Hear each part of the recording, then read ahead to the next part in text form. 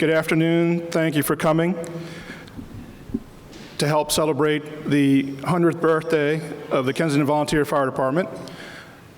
My name is Juan Bofill. I am the chair of the KVFD Historical Committee and the unofficial department historian. I will say that covering 100 years in a relatively short presentation is a very difficult thing to do. If I can take some inspiration from Buzz Aldrin, for every giant leap, there were many small steps and medium-sized hops that occurred, and not everything will fit into a presentation. So some things I may dive into a little bit deeper, some things I might scratch the surface, and some things may not get mentioned, but it's not because they're not worthy of being mentioned, it's just in the interest of time. I'm going to start to talk about how the department actually got formed. I did a presentation earlier this year regarding the origins of the fire department. We're celebrating when our department became independent and incorporated, but the history of the department goes back before then. To do a quick recap, the fire department was first formed in 1899 when there was a fire in the town. The Montgomery Press, a town newspaper that was published there, the building caught fire and extended to the town hall, and that burned down the town hall and the Montgomery Press building. The citizens that evening decided to form a fire department, which they did, elected a chief, and were active. However, as time went on and not a lot of activity happened in the town, interest waned in the fire service and the fire department. So there were multiple reorganizations, and the second one, which was in 1919, the town decided to be more involved, the town government, and established a fire department, and the fire marshal would be the fire chief. Volunteers who were members of that department became increasingly unhappy over time under town control. For example, the town limited who could drive and operate the fire engine that they had bought. They weren't allowed to leave the town without the mayor's permission. When the municipal building, which was where the fire department had been housed, burned down, they weren't allowed to try and put the fire out because the mayor wanted to save the water in the town's tank in case the fire spread. So they had to sit there and watch it burn while they waited for Rockville and DC Fire Department to come. But by the time they got there was nothing that could be done. So there was increasing animosity between the town and the volunteers who were members of the department. So a plan was hatched to try and break away from the department, from the town control. And Eugene Rainey, who we consider one of our founders, who's there in the khaki pants in that picture, was the one who led the movement to separate. This picture was taken in 1924, and the banner on the car there says, 1925, watch and wait, what will it be? I don't know exactly what the message may have been, but maybe they were foreshadowing what was going to happen the following year. So as I mentioned, Chief Eugene Rainey led the movement to change the department. One of the things that they weren't happy with was with the town truck. They felt it was insufficient to meet the needs of the community and also to be able to respond to Chevy Chase, for example. So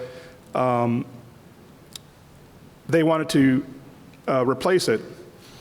Also, in 1925, Montgomery County, the county commissioners, which was the government body before the council, decided they were going to support the fire departments. So for every piece of heavy apparatus, they would give each department $500. So that would have entitled Kensington at that time to receive $1,000 in tax support. However, this to the volunteers implied, well, if county taxpayers are paying for this, then we should be able to respond to other areas and be prepared to help with the proper equipment. So Assistant Chief Rainey decided to order a new fire truck. The only problem was he wasn't authorized to do that. So when the president of the department, who was the town mayor, and the fire chief, who were the fire marshal, found out about it, they weren't very happy. So, and there were also calls to reorganize the department. So a meeting was held to hash out these issues. The original order that Rainey had placed was canceled, but a committee was formed to study it, and they did approve a purchase of a new truck with certain stipulations. And there was also a committee at that meeting appointed to propose a new constitution for the organization. Sadly, there are few records that exist to explain what happened between those few months, but in the end, a new organization was formed. The fire engine was ordered from Reeves Brothers, Dodge and Rockville. The new organizational constitution was approved, and they elected new officers, and Eugene Rainey was elected chief. Now, Eugene Rainey at this time was 23 years old, so he was the youngest chief in the history of this department and still holds that record to this day. But it speaks to the quality of his leadership that people who were much older than him respected him and elected him as chief. The new fire truck was received in August of 1925. However, the town council, now that they were no longer in control of the department, when the department asked them for the funding that had been spent before by the town previously, which is about $500 a year, they said, oh, you know what, our finances are not really very good anymore, and we're not going to be able to give you that money. We can only give you half of that. And oh, by the way, the rent that we paid for the last 2 months, you're going to be responsible for that too. So we're going to take it out of that money that we're going to give you. So it put the department in a difficult financial situation. They still were able to receive the money from the county, but their main source of funding for many years was annual carnivals until the fire tax was enabled. So here we have the department in 1925. They were renting a space out of J.W. Hawkins' barn behind his store. You can see the train station there behind the units. And that's the 1925 fire truck they had just purchased is on the right, and the town truck there is in the middle. So once the department became independent, they started to rapidly expand, and their mindset was very progressive and innovative. They were looking at new ways to serve the community, and what were the best techniques and equipment that could be used that were available to them. So they increased their fleet by purchasing a second engine, a chemical engine, in 1927. And then they moved into the Armory here, which was kind of their first permanent home in September of 1927. The following year, they placed a rescue squad in service, which was the first rescue squad in Montgomery County. And to give you an idea, there were 16 men who formed part of that unit that were trained on the rescue squad, who trained with the Baltimore Fire Department, the DC Fire Department, and the Red Cross in order to receive the training that they would need. And they communicated that they were ready to respond countywide, and they estimated they could get to Bethesda and Rockville in 10 minutes and get to Glen Echo and Cabin John in 30 minutes. So this truck also responded that year to a significant fire in DC. It was a fire at night, and because of the lights that were on the truck, the DC Fire Department asked them to respond down. Excuse me. Around that time, the Ladies Auxiliary, the first incarnation of Ladies Auxiliary, was organized to support the fire department. In 1929, they ordered a third engine. So now they had a fairly significant fleet. They also had the idea to establish a blood transfusion unit. And what this was is that the members of the department would get their blood type matched, and for charity cases in Maryland or DC, if blood was needed, they would respond to the hospital to give blood. In 1935, the state established a fire tax area as a source of funding for the department. And what that meant was a law was passed that specified exactly what was a territory that would encompass Kensington's fire tax area. And then as part of the property taxes that were collected, they would get a portion of that as funding to support the department. That required the formation of the Kensington Fire Board. The Kensington Fire Board was established also in that law, and basically was a separate body that had representatives from the department, from the Capitol View Citizens Association, from the town government, and Garrett Park. And they would basically oversee those funds, tax funds that were received. So the department would have to, for example, create their budgets. They would have to submit those to the fire board. The fire board would review them, approve them. They would approve purchases of assets. It was to ensure that those funds were spent properly. In 1937, the department felt that it needed to hire employees, so it hired its first 2 employees in 1937. These were firefighters, and one person covered the day shift and one person covered the night shift. And basically, in those days, the firefighters, the volunteers weren't on the fire station all the time, so they needed somebody to be there to answer calls, because people would call the station directly if they needed service back then, or if somebody happened to come up to the station and needed assistance, or to ensure that the station was secure. But they were, there's not a lot of information as to the specific roles those 2 employees had, but they had to be firefighters, so potentially they could have been used also on the apparatus at that time. Here's a picture of the first rescue squad, and it's at the scene of a vehicle struck by a train. Kensington used to have a grade crossing at St. Paul Street, and some considered it the most dangerous crossing, or one of the most dangerous crossings in the county, if not the state. There were a lot of accidents that occurred at that grade crossing. Here are the ladies auxiliary, and this was the year they won a hookup competition at the Gaithersburg Firehouse dedication in September of 1930. And this was a family affair. So the ladies here, for example, the person driving is Eugene Rainey's wife. The other women were either wives or daughters of members of the department.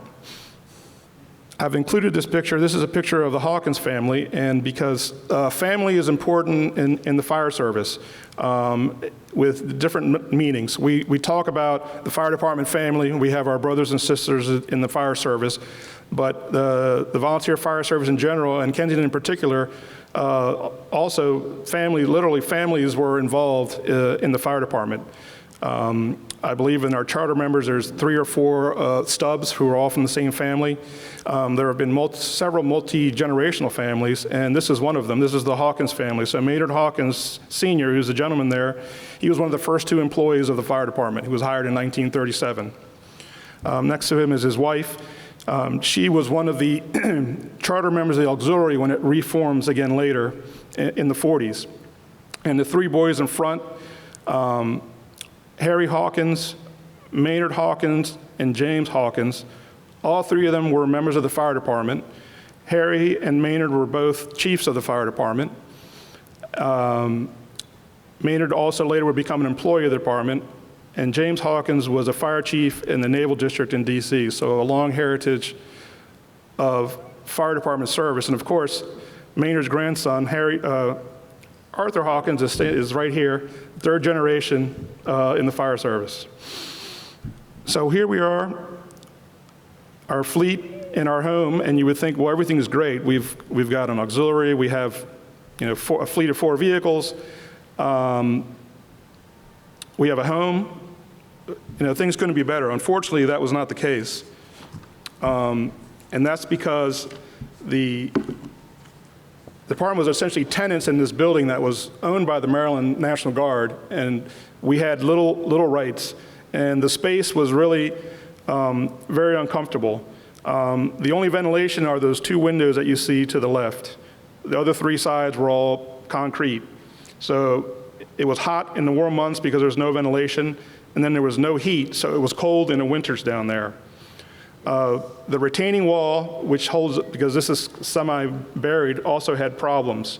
And the Armory, the National Guard would not do any maintenance to it. And conditions got so bad that the department made a resolution, be it resolved, then as much as the present quarters of the volunteer fire department of the town of Kensington have become untenable because of lack of proper quarters for the apparatus and members. There is no heat, and there's a lack of provision for any member remaining overnight. The rooms necessary for the protection of our property are inadequate, and the general condition is bad for the morale of the service. The state is crowding us for a part of the premises we now occupy in order that may use the same for rifle practice. Therefore, we recommend that the proper measures be taken for the securing of a new building. getting that new building would take a while. So first thing is they started to see, where can we put this new station? And there were various options they looked at. The National Guard offered them the lot next to the building, which was vacant at the time, but the membership rejected that, probably because they wanted to get away as much as possible from the National Guard as they could. J.W. Hopkins, where they had previously rented the barn, he offered his store potentially if they wanted to remodel it as a firehouse. That also was not accepted. So they found some lots on Lincoln Avenue between Warner and Baltimore Street. Now, Lincoln Avenue is now Connecticut. That section of Connecticut as you're coming north that kind of curves left to come up to cross the bridge, that was previously called Lincoln Avenue. So they had lots that were a little bit further down modern-day Connecticut Avenue than where the station is today. The town council said that they were opposed to this location and did not want them to establish a firehouse there. But they proceeded to move forward with that location, and they hired an architect. However, when they tried to get a building permit, it was denied to them. The other problem was they really didn't have funding secured yet for constructing this station. So they continued looking, and in 1941, they acquired the lots on the corner of Bladensburg Road and Lincoln Avenue, which is current-day Connecticut Avenue and Pliers Mill Road. However, there was a problem there too. That area was zoned for residential and not for commercial.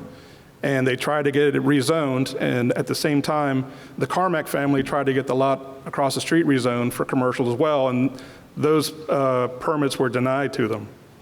And then, of course, World War II came, and that threw another big wrench in the works, because it meant that there was a restriction on materials in the United States. You couldn't get steel, you couldn't get lots of things because it was all needed for the war effort. So if you wanted to get materials, you had to get a priority from the War Production Board, and they had to approve you receiving any materials. And the department was never able to get that during the course of the war. But at the same time, the War Department, who had taken control of all the National Guard armories, was saying, hey, we need you guys to get out of their armory because we need that space for the war. So on the one hand, they couldn't get the materials, but on the other hand, they wanted them to leave. So even though they had no space, the department kept growing. So they purchased their first ambulance in 1943 from the Chevy Chase First Aid Corps, which at the time, Don Dunnington was shutting down operations because of the war. He was actually going to be in the service. So they sold their ambulance to Kensington. We had no place to put it, though. So Eugene Rainey, who was also quite a successful businessman and owned various properties in the town, let them use some garage space temporarily until they were able to build a temporary garage to house the ambulance. In 1945, the Ladies Auxiliary reformed after they had somewhat disbanded around 1931. So once the war ended, they were finally able to get their permits and start construction on the new firehouse in February of 1946. It was somewhat finished, and they started using it. At the time, what was the second floor of the original layout of the building was unfinished, but they were anxious to get in and get out of the Armory as quickly as they could. So they started using it in September of 46, and then they had an official dedication ceremony in April of the following year. And this is a photo of that dedication ceremony held in April out in front of the firehouse. So with the post-war, the department did not slow down and continued its expansion. They had just finished building their new home, but they were already thinking about, well, the area is going to need another firehouse. And that already started in 1946 to discuss the need for a second firehouse. And that's due to the post-war construction that happened that radically transformed Wheaton, Glenmont, Aspen Hill, and other areas. So in March of 1950, the department bought some lots on the corner of Georgia and Henderson Avenue to potentially build a new station there. But of course, the NIMBY effect, which is not in my backyard, started, and residents said, no, well, we want a firehouse, but we don't want it there. So they started to receive a lot of letters of complaint saying they were opposed to that location. While they're still trying to figure out where to put the new firehouse, Kensington ordered a new custom-built rescue squad from Seagrave and placed that in service. It was a state-of-the-art vehicle that carried a lot of equipment that was going to be needed for the different types of rescues that they would face. Also at this time, the department determined that they were going to have to hire employees to provide staffing during the day. Up until now, it had been all volunteer except for the 2 original employees. Their roles had kind of changed into what were later called custodians. So they didn't ride the fire truck, but they kind of managed affairs within the station. But it was difficult for people to respond during the day. A lot of employers didn't want their employees just to get up and go, oh, the siren's going off, I have to go. It was not a good situation. So the department hired 5 employees in January 1951. One of those 5 employees is Artie's father, Maynard, who was one of the little boys in the picture earlier. That same year, the Ladies Auxiliary proposed to the department that they wanted to set up a mobile kitchen to provide support on calls. And at first, the department was initially resistant. They didn't know what to make of this. They weren't sure that they would really need this. By October of that year, they decided that they would not go with the original plan at Georgia and Henderson, and they purchased lots at the corner of Georgia and what was then called the Glenmont-Colesville Road, which we now know as Randolph Road. The following year, the department ordered a 100-foot tractor-drawn aerial ladder truck. This was the first 100-foot ladder in Montgomery County. It was also the first tractor-drawn aerial in Montgomery County.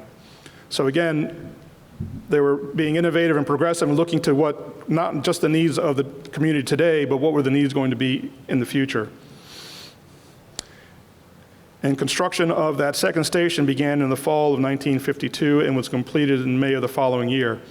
So here is the rescue squad that was ordered with the crews, and they carried all this equipment, including the fire proximity suits. They also had all types of torches and equipment, and also they had what's called a portable iron lung, because at the time, the polio vaccine didn't exist yet. So people who were stricken with polio who had severe cases could not breathe, and they needed an iron lung, and the portable iron lung allowed them to transport those patients. This is an aerial view of the edge of Wheaton going into Glenmont, and you can see how the post-war boom changed the landscape. On the bottom there, which is Georgia Avenue, you can see they've started already to deforest that lower area, but you can see the old houses, so the rural nature of the area. And then you can see all the new housing construction. Where the arrow is, that's where the second station was going to be built. That's the corner of the road there. And actually, that large building there, kind of lower center, that was at Glenmont Elementary, but that actually is now where the present firehouse is today.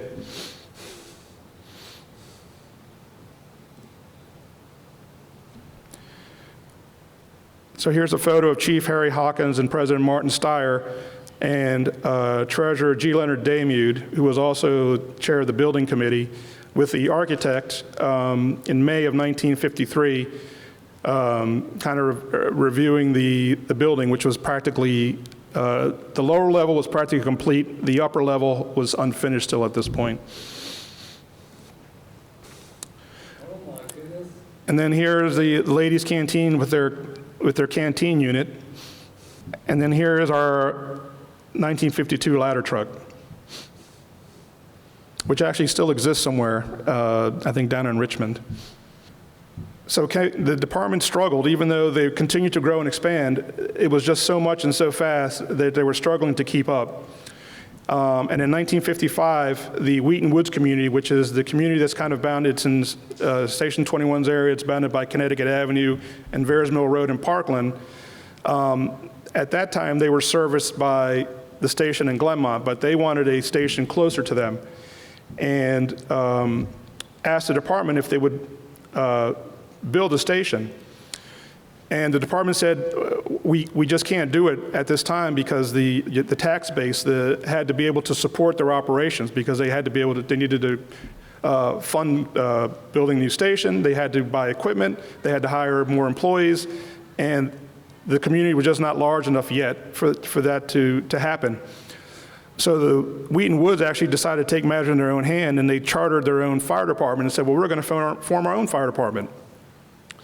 However, the fire board, which was an organization that was made up of representatives from each of the fire departments that kind of set county policy for all the departments, said, no, we're not going to allow you to build, to establish your own fire department. So in order to kind of placate the concerns of the community, in 1956, the department started to place an engine at the home of one of our members who lived in the Veersmill Village that was near Wheaton Woods. And he would pick it up from one of the other stations, and they would take it to his house, and he would be available for calls. And then when they weren't going to run calls anymore, they would take it back to the station. So this went on for about a year and a half until the department decided to build a temporary station at the corner of Randolph and Dewey Road. So the department keeps expanding, and in 1960, they started what was called the Junior Fireman Program, and you can kind of think of it as the Boy Scouts for the fire department. Young members of the community who were younger than 18 could join the department, and they would receive instruction in first aid and other things. They weren't allowed to actually go on calls, but it was an activity to provide structure to them in the community, and also to potentially get recruit members who would later become members of the department. And many of our juniors did become members. Artie, of course, was one of those juniors, but there were many more. So they had the temporary station, and then the permanent station was opened in 1962, where it is currently today at the corner of Veersmill and Gaynor Roads. Continuing with their expansion in 1965, they purchased an aerial platform truck. This was the first aerial platform truck in Montgomery County. So today, although over the years numbers changed, but roughly half of the trucks in the county are aerial platform trucks, and the other half are tractor-drawn aerials. So Kensington led the way in identifying the apparatus of the future. Here's a temporary fire station that was built at the corner of Randolph and Dewey, or the shack as it was known. Here are some of the juniors at Station 18 drilling. You remember those days, Artie?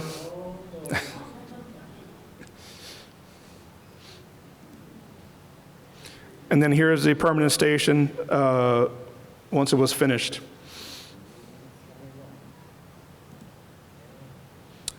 And here's the platform area that was purchased that originally was platform 21, then became truck 21. Later it moved to station 18 and ran as truck 18.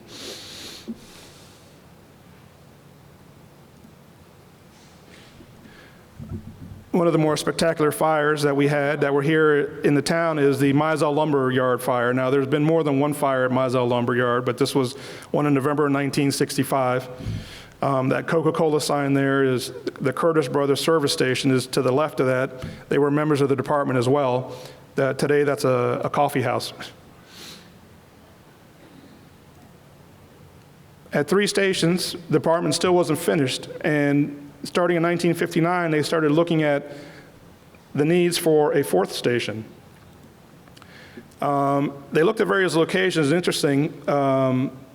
At first, they were looking more in the Wheaton area, so kind of around where the WT radio towers are. Across from that, they were looking at potential sites in that area. Also, in the Kent Mill area, they were looking to see if perhaps there would be a station needed there. But none of those were decided upon until they found the site on Belpre Road in 1971. However, it took quite a while before a station was actually built there. Land needed to be condemned. There were a lot of other things that had to be done before something could be built there. By 1972, Kensington was the largest department in Montgomery County. They had 3 stations, they had 55 paid firefighters, and they had around 120 volunteers. And it was felt that there was just so much to manage and handle that it was too much for a volunteer chief to be able to support that. So a decision was made to hire a paid fire chief. So in May of 1972, Frederick Bagley was hired, who was a DC fireman, to be our first, and also had been a member of the department for many years, was our first paid chief.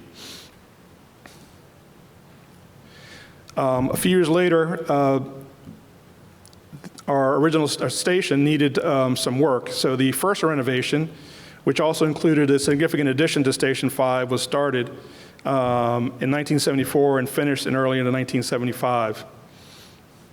And around this time, Montgomery County was requesting that a temporary fourth station be constructed by Kensington. So in early 1978, we opened the fourth station, which was at Georgia Avenue near Connecticut Avenue. If you know where the 7-Eleven is on Georgia Avenue, the station is behind that 7-Eleven, across from the Home Depot. And the building is still there today. Significant event in January of 1988, all the employees of all the fire departments in the county, not just Montgomery County, transitioned to become county employees. That included our paid chief, who became a county chief, so the department elected James Wilson as its first volunteer chief in 16 years. And then construction of permanent Station 25 started in 1988 and was completed in 1990. Some events that occurred in the 70s, many may not know, but Kensington had its own little mini industrial area, which was off of Metropolitan Road. There used to be an asphalt plant there near the railroad tracks, which had more than one fire. This is the second fire that happened in 1973. Here is Station 5 after its renovation and addition. The original station ended to where that window is to the right of the white door. So that whole north wing was extended and a second floor added, and then the whole west wing, 3 floors were added on that side. So, and all the administrative offices of the department moved to that upper floor, both on the north wing and the west wing.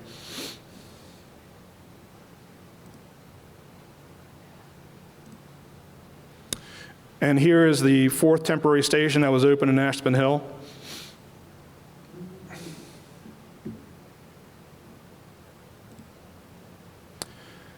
And then here we are in 1993. The permanent station's been built. That's Station 25 in the background. And here is the entire Kensington fleet as it was at that time.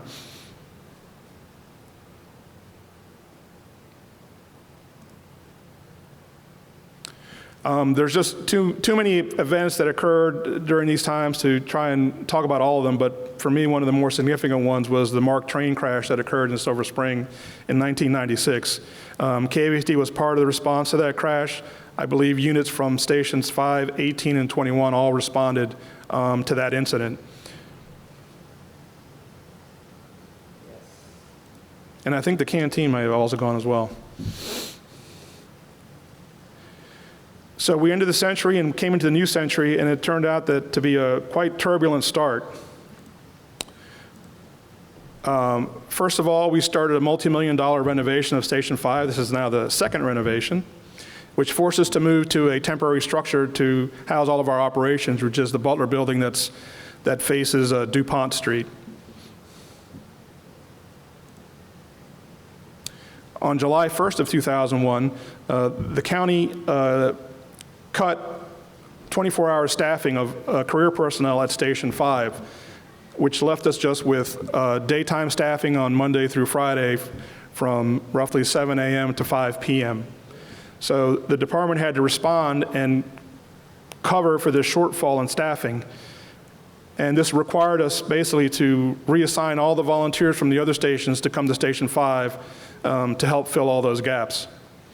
So for example, I had been a member of Station 21 and moved to Station 5 to help with that staffing. So what that means is that since July 1st of 2001, volunteers have staffed our apparatus every weeknight from 5 p.m. to 7 a.m. and all weekends.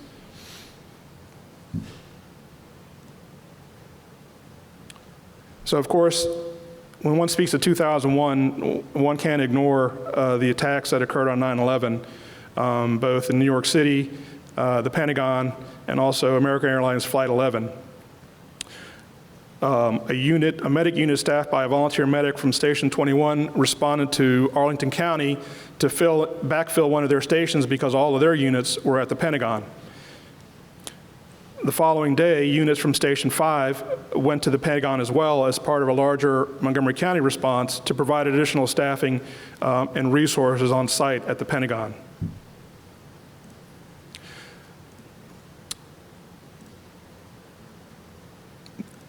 Our department was quite moved by what had happened to our fellow brothers and sisters in New York City, so we started a fundraising campaign soliciting in the intersection in front of the station donations from people who were driving by.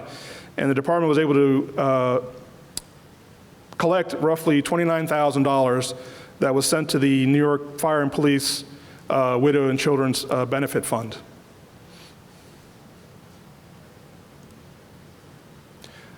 The following month, our renovation had been completed, and we had our open house and rededicated our station. It was a large community event.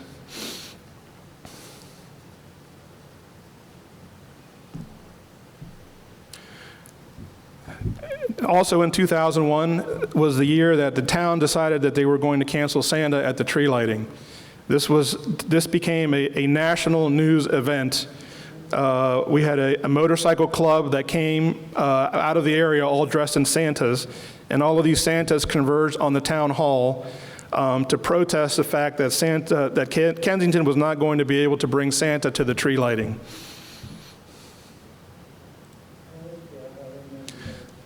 There were probably more Santas than you'll ever see. I don't have a picture of it, but one of my favorite signs was Jews for Santa, which was in another other people who were carrying that. So it was great support both locally, regionally, and nationally to convince the town to change their ways that year. 2002 was also a difficult year as the capital area was gripped in the Beltway sniper murders that occurred in October of 2002. I believe 3 or 4 of the killings occurred in Kensington's response area. This is the one that occurred in Glenmont, where this is the parking lot of what is now the Lidl supermarket. But there were also one shooting occurred in the Shell gas station across a little bit down from the firehouse, and then there were multiple ones that occurred in Aspen Hill and Leisure World.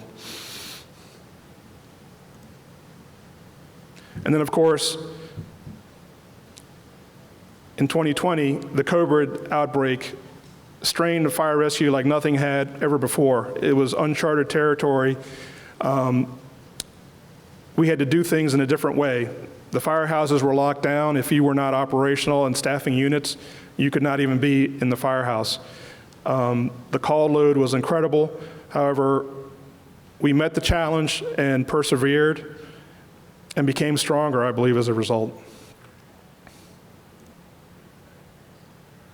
Which brings us to today. The department is still strong.